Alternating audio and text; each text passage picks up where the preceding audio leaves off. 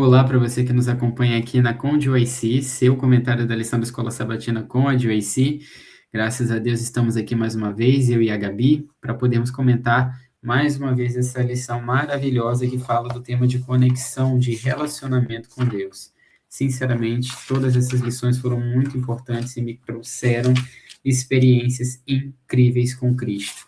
E a lição dessa semana fala a respeito de tribulações e confiança, dando um foco especial nas experiências onde Jesus está com os discípulos em um barco dormindo durante uma tempestade de vento. Logo depois você tem a experiência da mulher que havia 12 anos sofria com uma doença que era praticamente incurável, um fluxo de sangue que não terminava de jeito nenhum. E dessa maneira, nós vamos estar aprendendo como é que Deus nos guia através de crises, de problemas e tribulações, e como cada dificuldade pode, na verdade, se converter em uma oportunidade, basta você escolher a maneira que você vai olhar cada situação, se como uma oportunidade de se fortalecer, de se achegar mais a Deus, ou então de desistir. E antes de mais nada, você que está aqui, né, siga-nos nas nossas redes sociais, @de Brasil, especialmente essa é a conta do Instagram, para que você fique por dentro de coisas incríveis e muitas novidades aqui da GYC. E além disso, você que está assistindo esse vídeo, por favor, não deixe de deixar seu engajamento aqui, compartilhar com seus amigos, afinal, coisa boa precisa ser compartilhada. E vamos fazer uma breve oração para podermos dar início. Querido Deus, amado Pai, nós te oramos para que o seu Espírito seja conosco e assim, meu Deus, possamos levar esperança para outras pessoas e também ter esperança na nossa própria vida, pois não há, meu Deus, quem não passe por problemas, dificuldades e tribulações. Seja conosco em nome de Jesus. Amém. Então, Gabi, nós estamos aqui agora direcionando a nossa primeira pergunta. O que podemos aprender com a experiência dos discípulos ao enfrentar tempestades da vida? Eles enfrentaram uma tempestade literal, mas cada um de nós enfrenta uma tempestade particular. Olá, Leandro, tudo bem? Olá para você que nos acompanha. Como o Leandro bem introduziu, né? Essa lição está maravilhosa, como todas as outras, mas cada lição carrega consigo lições muito importantes, né? Para a nossa vida espiritual. E esse momento da vida dos discípulos, eu tenho certeza que foi bem desafiador, né? Porque eles conheciam ali da pescaria, o mar era um ambiente que eles estavam familiarizados, muitos deles ali viviam dentro desse contexto, né? Ganhavam a vida dessa forma, mas ali diante de uma tempestade inusitada, eles se viram ali com a fé fraquejando, né?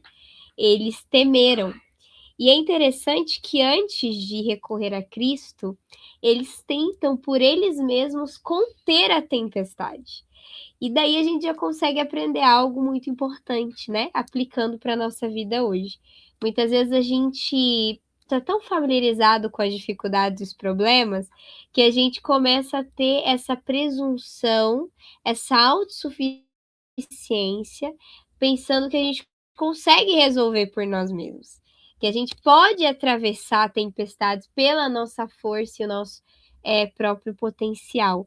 Mas, na verdade, é nos momentos de dificuldade que a gente percebe que a nossa força é vã. E que por mais que a gente faça esforços constantes, nós não vamos conseguir conter as tempestades por nós mesmos. E quando os discípulos entenderam isso, foi um momento crucial, porque então eles se lembraram de Jesus. E Jesus sempre esteve ali. Jesus estava ali. Mas ele não interviu antes de os discípulos reconhecerem a necessidade e clamarem e pedirem a sua ajuda. E na nossa vida também é assim. Deus ele não vai interferir em nada se a gente não reconhecer que precisamos dele. Se nós não convidarmos para estar também no barco e então ter o controle, né, dessa embarcação. Então nós precisamos ter esse reconhecimento, né, da nossa incapacidade, da nossa fraqueza, pois como Paulo disse, é quando sou fraco que sou forte. É quando me faço pequeno que a grandeza de Deus é revelada. Então, os momentos de tempestade, nós não devemos nos desesperar, nem tentar lutar contra a maré, mas sim clamar pelo nome de Jesus. E ele estará ali para levantar a sua mão e controlar, né, os mares da angústia, da ansiedade, das provações, e nos dá, então, essa vitória, né? Mas para isso a gente precisa confiar e reconhecer o poder de Deus, né? E que ele está disposto a nos ajudar se a gente clamar e pedir, né? Com toda certeza. E acho que isso já pode linkar logo com a segunda pergunta. Eu não vou comentar mais essa primeira, porque meu comentário agora vai se basear muito na segunda, que é justamente sobre como que podemos confiar em Deus quando tudo que vemos à nossa frente aponta ao desamparo. O exercer da fé justamente se dá através das oportunidades que recebemos, e a oportunidade muitas vezes em forma de dificuldade. E o que os discípulos poderiam dizer? Tem uma tempestade à nossa frente, não iremos chegar do outro lado, não conseguimos ver absolutamente nada. Mas quando a gente para olhar o exemplo de Cristo, a gente percebe que tudo poderia ter sido muito diferente. Claro que é verdade. Quando nós clamarmos por Ele, salva-nos, Senhor, Ele nos ouvirá com toda certeza. Mas basta olhar para Jesus nesse caso. Quando Jesus foi despertado para enfrentar aquela tempestade, no desejado de todas as nações vai dizer que ele estava em perfeita paz e nenhum traço de temor na fisionomia ou olhar havia nele, nenhum tipo de receio havia no coração dele. Tudo isso por quê? Ele não estava ali dormindo como filho de Deus, não estava ali dormindo como a segunda pessoa da divindade, como Deus, não era assim que ele repousava. Pois várias vezes ele havia dito que não tinha vindo fazer sua própria vontade e que também eu nada posso fazer de mim mesmo. Isso é uma declaração dele. Por exemplo, João 5,30 é o que vai dizer isso. Mas enfim, por que Jesus dormiu na tempestade? Confiava no poder de seu Pai. Foi pela fé, no amor e cuidado de Deus, que Jesus repousou, e o poder que impôs silêncio à tempestade foi o poder de Deus. E como Jesus descansou pela fé no cuidado de seu Pai, assim também devemos repousar no cuidado de nosso Salvador. Houvessem os discípulos confiado nele e ter-se-iam conservado calmos. Seu temor do tempo do perigo revelava-lhes a incredulidade. Em seu esforço para se salvarem, esqueceram a Jesus. E foi apenas quando, desesperando de si mesmos, se voltaram para ele, foi que ele os pôde socorrer. Como eu posso então confiar? A confiança vem através de relacionamento constante. É disso que trata toda essa lição.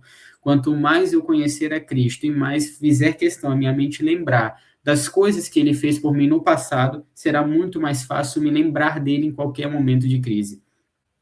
O problema é que a Bíblia fala que os discípulos eram tardos de compreensão e também de coração para crer em tudo aquilo que estava escrito. É importante lembrar de como Deus atuou no passado, manter um relacionamento presente e no futuro ele nos guarda de toda aprovação. E é entendendo que somente o comando da palavra de Cristo, cala-te e aquieta-te, pode dar então descanso a qualquer coração agitado por ventos e tempestades. Pois o coração também agita-se como os mares, mas a própria palavra de Deus garante que o fruto da justiça é paz e segurança. Amém, exatamente isso, né? Não é algo que vem de nós, né? Mas Deus, ele dá a cada uma medida de fé. E essa fé, ela precisa ser cultivada, né? Como qualquer semente que é plantada. Ela não vai por si só crescer, ela precisa ali dos nutrientes necessários, da água, do sol. E assim também a nossa fé. Nós precisamos da água da vida, do sol da justiça, dessa comunhão com Deus, né? Por meio da palavra, por meio do estudo do espírito de profecia, por meio da oração, até mesmo o estudo da lição, né? É algo que Deus usa também para falar conosco. E sem esse relacionamento, como o Leandro falou, a nossa fé não vai ser cultivada. Então, as sementes da verdade, as sementes da promessa de Deus, das promessas dele em nossa vida, não vão germinar, não vão dar frutos, né? Porque assim como a parábola que Jesus contou, não vai ter raízes bem fundamentadas, né? Se a nossa comunhão é superficial, essas raízes não estão bem aprofundadas no solo, quando vier o vento, quando vier a tempestade, essa árvore, essa planta, né, ela não vai permanecer. Por quê? Porque ela não está bem firme, a sua raiz não está firme no solo. E assim é a nossa vida também. Quando vier as tempestades, quando vier as provações, eu vou sucumbir, porque eu não estou com raízes aprofundadas na verdade. E assim, isso não é algo que possa ser compartilhado. Por mais que a gente compartilhe aqui experiências, conhecimento, essas raízes, elas são aprofundadas individualmente. Assim como a fé é individual, né? E a gente precisa cultivá-la individualmente para que diante das tempestades a gente não venha ver desamparo, mas ver propósito, né?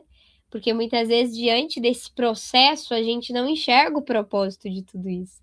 Mas Deus permite as tempestades até para nos provar, para que a gente veja onde está a nossa fé. A minha fé está no meu conhecimento, como os discípulos ali, né? Nesse primeiro momento, eles tentaram ali as habilidades deles, o conhecimento deles, e eles falharam. Então, aonde está a nossa fé? Se estiver em nós mesmos, a gente vai falhar. Mas se a nossa fé estiver em Cristo, então nós vamos vencer, né? E não é que Deus vai nos livrar da tempestade. Assim como ele não livrou os amigos de Daniel da fornalha.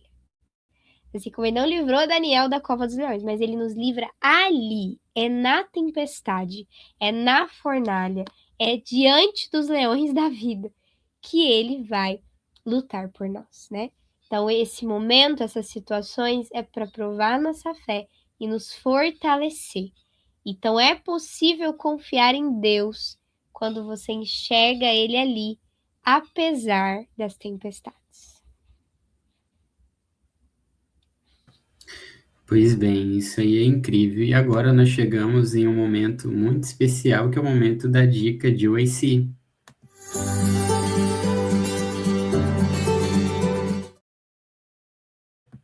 E para a nossa dica de OIC de hoje, nós vamos indicar aqui o livro Mensagens Escolhidas, volume 2, especificamente o capítulo 25, que tem por título Fortaleza na Aflição, onde Ellen White vai falar da experiência dela enquanto ela esteve passando por diversas situações ruins, diversas provas terríveis, e ela encontrou muita força na oração. E ela vai deixar bem claro que, apesar de ter passado por muita coisa mesmo, eu não posso dizer o que, só você lendo o capítulo para saber, mas ela sentia como que a presença de seu Redentor estivesse ali em cada momento. E é impressionante, se você for perguntar para qualquer pessoa que tem algum testemunho marcante, elas sempre ou geralmente vão apontar para o momento de maior sofrimento de suas vidas como o momento mais felizes, o momento onde elas perceberam que eram necessitadas de Cristo, foi justamente o momento em que tiveram um encontro com Ele. A vida cristã é uma luta constante, onde é uma luta que você só vence a partir da entrega. E agora nós vamos introduzir uma outra história que a lição fala, que é justamente a história da mulher que sofria há 12 anos com um sangramento terrível. E ela tentou de diversas maneiras por vários anos, né, médicos e qualquer tratamento assim de melhor que tinha na época, e acabou perdendo tudo que tinha na tentativa de se curar. E no fim das contas ela não conseguiu. Mas foi quando ela ouviu falar de Cristo, que estava por ali, indo atender um outro coração aflito, que era Jairo, na condição de sua filha, que também tinha 12 anos, que ela ali viu uma grande oportunidade. O problema é que se levantaram muitas barreiras. Pessoas estavam ali apinhadas umas às outras, tentando chegar até Jesus. E ela poderia ter visto naquela dificuldade, não vou conseguir chegar até ele e tudo mais. Mas quando as barreiras se tornam intransponíveis, como podemos nos aproximar de Jesus? O que você tem a dizer sobre isso, Gabi?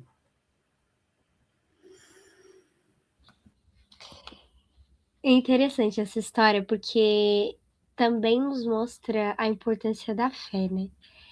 E é interessante que, da mesma forma que os discípulos, ela já havia tentado todas as coisas que os médicos, que a ciência, que a saúde tinha para oferecer. Ou seja, ela tentou todos os meios e tudo falhou. Então ela também recorre a Cristo. Mas é interessante como muitas vezes a gente só lembra de Jesus quando nada mais dá certo, sendo que a gente pode lembrar dele antes mesmo de recorrer a outros meios, né, que são falíveis. Mas ela não desanimou, né, ela tinha uma luta ali de 12 anos com aquela hemorragia, e talvez só mulheres mesmo para conseguir se colocar no lugar dessa personagem, né? Porque realmente, com certeza, não era fácil a vida dela, ela era desprezada. E aos olhos de muitos, ela não teria esperança. Com certeza, para ela, era uma provação, uma tempestade, né? Intransponível, como foi colocado aqui na pergunta, né? Uma barreira intransponível. Mas ela olha para Jesus e ela vê nele não apenas mais uma esperança, mas a única. Não tinha mais nenhum outro meio. Ela entendeu que não tinha outro jeito, era Jesus. E ela foi até Jesus com fé. E se a gente ler o Espírito de Profecia, o Desejar de Todas as Nações vai enfatizar que o toque daquela mulher não foi um toque ocasional. Porque imagine comigo, Jesus estava sendo seguido por multidões. Tanto que a Bíblia mesmo retrata esse momento como sendo assim. Muitas pessoas estavam com Jesus e essa mulher ela vem ali se arrastando pelo chão para conseguir tocar em Jesus. E quando ela toca em Jesus, Jesus fala assim: alguém me tocou. E aí os discípulos, acho que eles até ficam assim um pouco sem reação e dão uma risada sarcástica, né? E dizem assim: Jesus, mas claro que alguém te tocou. Olha para trás, olha para o lado, olha para frente. Tem pessoas para todo lado, é claro que alguém te tocou. E Jesus diz: não, esse toque foi diferente, porque de mim saiu poder. Então olha só que profundidade que essa história nos traz, né? Porque aquela mulher, ela não foi apenas mais uma que tocou, ela tocou com fé. Ela entendeu que Jesus era a única solução, então o toque dela foi aquele toque de esperança. Não foi um toque ocasional, na correria ali do dia a dia. Teve propósito, teve objetivo, teve fé. E hoje também não é um toque ocasional ali nas vestes de Cristo que vai nos dar a cura, que vai trazer luz para a nossa vida, que vai trazer perdão. É um toque realmente de fé. E muitas vezes na correria da nossa rotina, do nosso dia a dia mesmo, a gente não tem tocado a Jesus com essa mesma fé, né? E aí por isso a gente não tem ultrapassado essas barreiras, né? Que aparentemente são intransponíveis, mas que podem ser transpassadas, né? Que podem ser vencidas quando a gente esquece toda a multidão e toca em Jesus, entendendo que ele também não é só mais uma esperança, mas a única esperança. E a pergunta é: como a gente pode então se aproximar de Jesus? E o primeiro passo é a fé. É a fé, é a dependência, e eu me aproximo, como a gente falou, por meio da Bíblia, por meio da oração. Ah, mas é sempre a mesma coisa. É sempre a mesma coisa. É o feijão com arroz do brasileiro. Acho que você não enjoa de comer arroz e feijão, né, Leandro? Eu não enjoo. Parece que quando não tem um, tá faltando alguma coisa. E assim é o estudo da Bíblia e oração. Eles são ali os alinhados para que a gente também se fortaleça e realmente esteja mais próximo de Jesus e toque em Jesus, porque ele ainda está em nosso meio, né, realizando milagres. Nesse caso, você precisa ir além das barreiras. Você precisa olhar além delas. Pedir a Deus forças para que você consiga ver além da névoa que se acha na nossa frente, pois a fé é a certeza daquilo que se espera e o firme fundamento daquilo que não se vê. E uma fé é uma fé que repousa nas evidências. Aquela mulher já havia ouvido falar dos milagres de Cristo, evidências ela tinha, com certeza conversou com alguém que foi curado por ele. O próprio Jairo, naquela situação, só teve seu pedido atendido quando ele deixou de lado a sua ansiedade, quando viu que não havia mais nada a fazer. E antes ele estava querendo ir à frente de Jesus, mas depois que ele viu a situação de sua filha morta já, ele se coloca ao lado dele. E Jesus o leva. Então, Sobre o comentário da mulher, o desejado de todas as nações tem uma coisa incrível a ser dita, e meu comentário vai ser a leitura desse trecho, unicamente. A turba admirada que se comprimia em torno dele não sentia nenhum acréscimo de poder vital, ou seja, só tocavam ele de maneira ocasional. Às vezes queriam um milagre, mas não tinham a fé que aquela mulher teve, não tinham o mesmo propósito, um objetivo, uma intenção. Mas, quando a sofredora mulher estendeu a mão para tocá-lo, crendo que seria curada, experimentou vivificadora virtude. Assim também é nas coisas espirituais.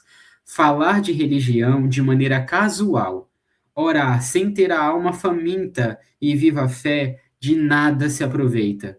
A fé nominal em Cristo, que o aceita apenas como Salvador do mundo, mas não como Salvador pessoal, não pode nunca trazer cura à alma. Eles sabiam que ele era o Messias, mas quantos ali queriam que ele fosse o seu Salvador, o seu libertador? A fé nominal em Cristo, assim, a fé que opera a salvação não é mero assentimento espiritual, dependendo da versão que você desejado vai dizer, não é uma simples aceitação intelectual da verdade. Aquele que espera inteiro conhecimento antes de exercer fé não pode receber a bênção de Deus. Afinal de contas, a Bíblia deixa claro: eu não chamei vocês para ver e depois crer, mas você precisa crer para ver. Diversas vezes você vai ver essa situação. Não basta crer no que se diz acerca de Cristo, devemos crer nele. A única fé que nos beneficiará é a que o abraça como Salvador pessoal e se apropria de seus méritos. Muitos têm a fé como uma opinião. A fé salvadora é um ajuste pelo qual aqueles que recebem a Cristo se unem a Deus em concerto. Fé genuína é vida. Uma fé viva significa acréscimo de vigor, segura confiança pela qual a alma se torna uma força vitoriosa. Pronto. Ou seja, a fé em Cristo precisa ser algo pessoal, uma experiência individual.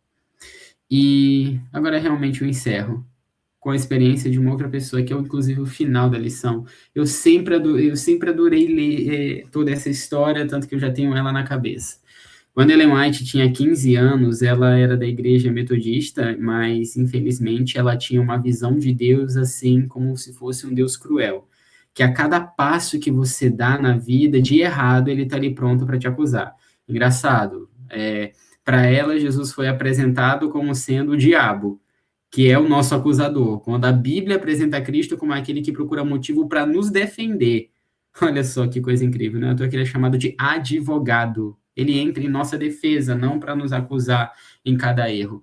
Mas, enfim, ela tinha 15 anos quando ela teve um sonho terrível, onde, no fim das contas, ela ficava sozinha, abandonada, todas as pessoas ao redor dela sumiam, inclusive um cordeiro ensanguentado que estava diante dela. Ela, então, coloca ali a mão no rosto e tudo, e começa a se lamentar da sua sorte, como quem está completamente desamparada e sozinha.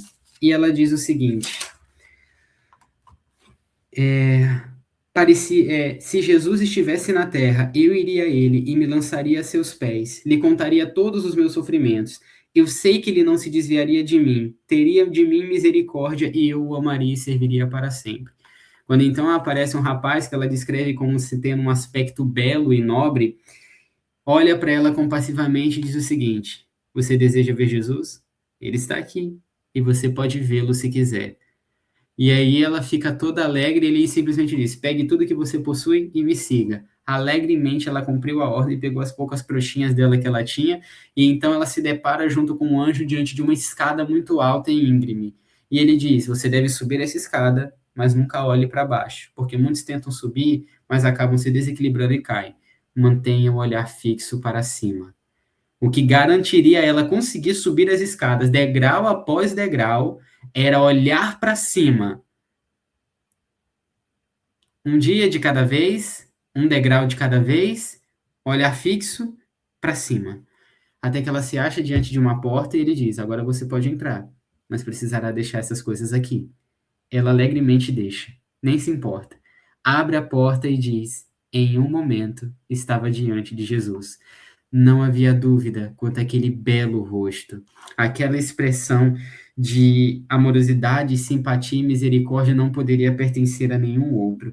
Quando seu olhar pousou em mim, logo vi que ele estava familiarizado com todos os acontecimentos da minha vida e todos os meus mais íntimos pensamentos e sentimentos. Procurei desviar-me de seu olhar, sentindo-me incapaz de suportá-lo por ser tão penetrante. Ele, porém, se aproximou de mim com um sorriso e, pondo a mão sobre minha cabeça, disse: Não temas. O som daquela doce voz agitou meu coração com uma felicidade que nunca havia experimentado. Eu estava alegre demais para poder proferir qualquer palavra e, vencida pela emoção, diz ela, caí prostrada a seus pés. E enquanto ali jazia, inerte, cenas de beleza e glória passaram diante de mim. Parecia-me ter finalmente alcançado a segurança e paz do céu, e por fim recuperei as forças e me levantei. Por fim, o olhar amorável de Jesus ainda estava sobre mim, e seu sorriso enchia a minha alma de alegria. Sua presença despertou em mim uma santa reverência e um amor inexprimível. Esse sonho me deu esperança, e a beleza e simplicidade de confiar em Deus começaram a raiar na minha alma.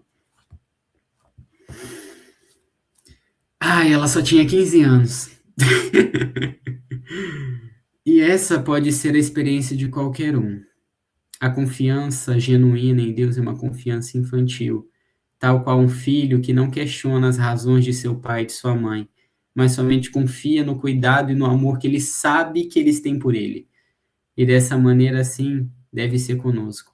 Precisamos ver a Deus como um pai que ele é e confiar nele tal qual uma criança que não questiona aquilo que não pode entender.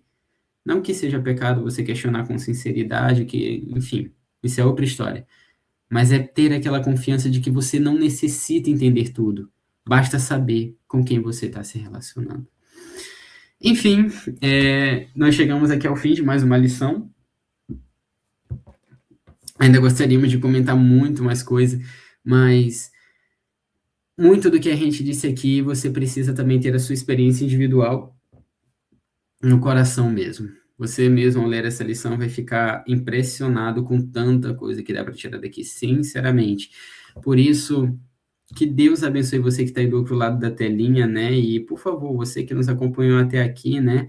Siga-nos nas nossas redes sociais, especialmente no Instagram, @JoyceBrasil, né? Para estar por dentro de todas essas novidades. E, por favor, compartilhe esse vídeo aqui com seus amigos, afinal, coisa boa precisa ser compartilhada. E se você não gosta de crente, tem aquele amigo que também não gosta, manda esse vídeo para ele. Você pode achar que vai estar fazendo alguma coisa ruim, mas vai estar fazendo um grande bem, um grande favor. Olha só que maravilha, né? Deus, ele consegue converter até o mal em bem. Isso é incrível. Mas, enfim, Gabi, você faz a oração com a gente? Com certeza, vamos então orar. Querido Deus, Pai amado, te agradecemos porque o Senhor é um Deus amável, o Senhor é um Deus misericordioso e um Deus fiel. Nos ajude também a confiarmos em Ti. Fortaleça, Pai, a nossa fé e que a cada dia possamos buscar mais da Tua vontade e confiar mais nas Tuas promessas que estão, Senhor, em Tua palavra.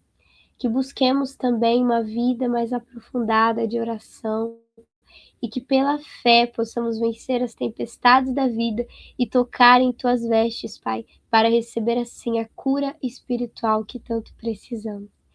As bênçãos que te pedimos e desde já te agradecemos e pedimos, Senhor, não em nosso mérito, mas em nome e pelos méritos de Cristo Jesus. Amém.